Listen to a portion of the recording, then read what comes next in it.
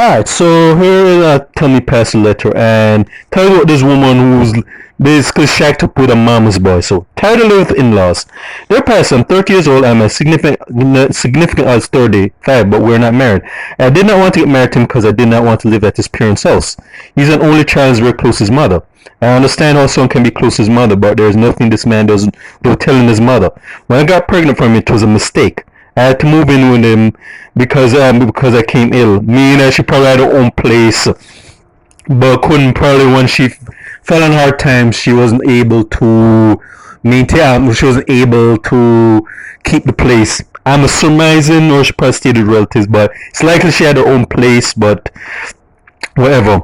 His mother was a nurse, took good care of me, and I got better, had my first child. I got pregnant again, and he proposed to me, said we should get married.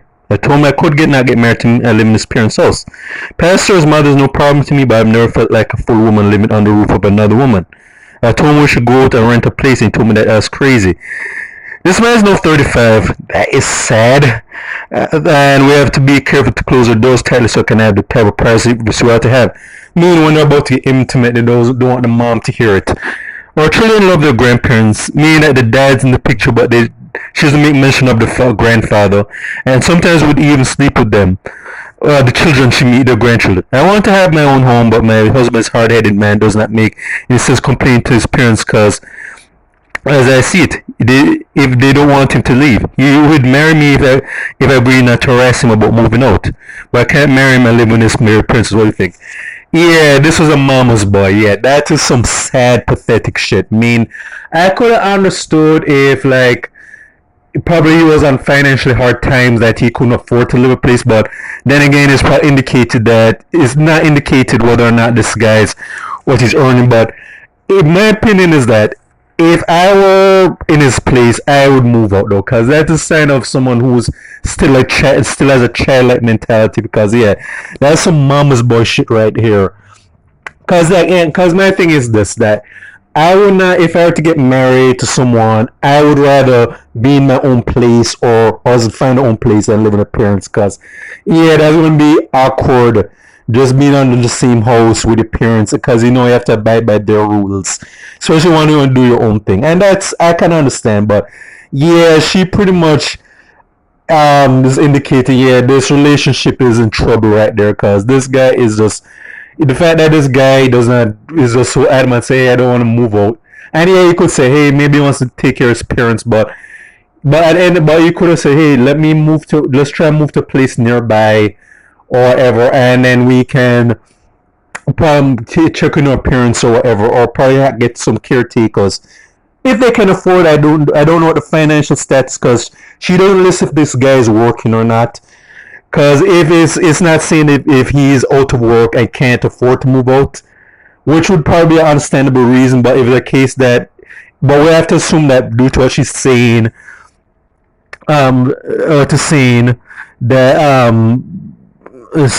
saying, then yeah, this guy's money is not the issue. It's just that this guy is still a child. He still thinks like a child, and has not grown up. I mean, yeah, that is someone you don't have a future with, because the fact that he's telling his mom the grown up business.